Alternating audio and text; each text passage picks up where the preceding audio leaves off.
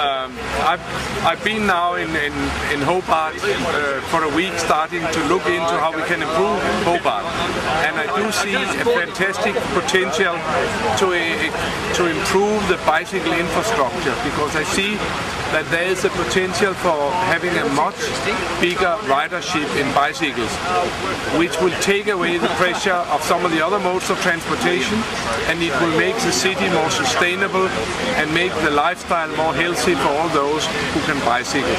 I know there are many hills, but also there are many places which are flat, and there are many people living in places where they could easily bicycle around between the various functions of the city.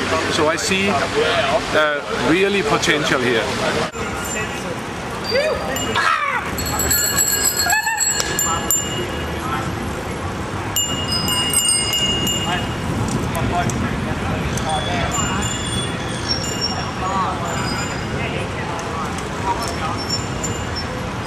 Roller!